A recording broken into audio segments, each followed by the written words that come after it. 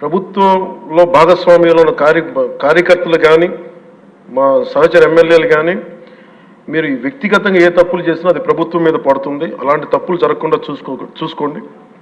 అలాంటివి జరిగితే మటుకు నేను ఎవరైనా స్థానమానం లేకుండా నాకు వాళ్ళకి సిస్టమ్ పనిచేస్తూ ఉంటుంది. అది మీరు అర్థం చేసుకోండి నేను ఏ ఉద్దేశంతో చెప్తానని చెప్పారు అధ్యక్ష. ఇలాంటి తప్పులు జరిగితే అవి వ్యక్తులు చేసిన తప్పులు పార్టీలకు కానీ ప్రభుత్వానికి కానీ చెడ్డ పేరు రాకూడదు. దాన్ని ఎలా హ్యాండిల్ చేసుకోవాలో జనసేన పార్టీ తరఫు నుంచి నేను మా వాళ్ళందరికీ కూడా ఒకటే తెలియజేశాను. మీరు వ్యక్తిగతంగా కనుక ఏదన్నా చేసి అది కూటమి ప్రభుత్వానికి ఇబ్బంది కలిగితే నేను వారిని వదులుకోవడానికి సిద్ధంగా ఉన్నానని చెప్పి చాలా స్పష్టంగా తెలియజేశాను అధ్యక్ష. అది మీరు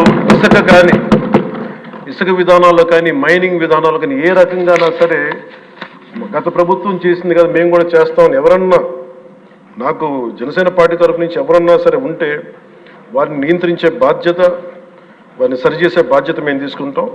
అలాగే చట్టపరమైన తప్పు జరిగితే చట్టపరంగా ఎలాంటి చర్యలు తీసుకోవాలో అది మాకు కూడా అప్లై చేయండి. నాతో సహా మేము తప్పు చేస్తే నాతో సహా ఆ చట్టాలు నాకు కూడా అప్లై చేయండి.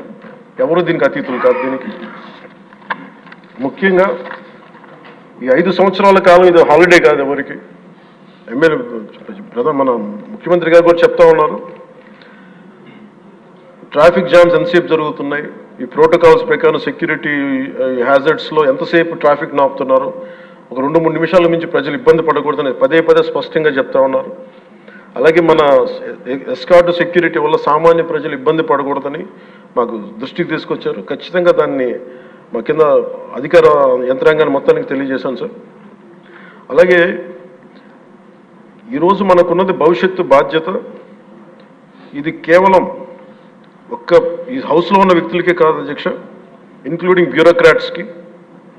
గత ప్రభుత్వం చాలా అవుట్ రైట్ తప్పులు చేస్తూ ఉంటే కూడా బ్యూరోక్రసీ చాలా వరకు చాలా నిర్లిప్తంగా ఉండిపోయారు అధ్యక్ష. ఒక్క ఐఏఎస్ అధికారి ఏసార్లు రివ్యూ చేసిన ఒక్క ఐఏఎస్ అధికారి పేరు చెప్తా ఉంటారు. ఈ రోజున ఐఏఎస్ అధికారి ఏ శిక్ష పడకుండా వెళ్ళిపోయాడు.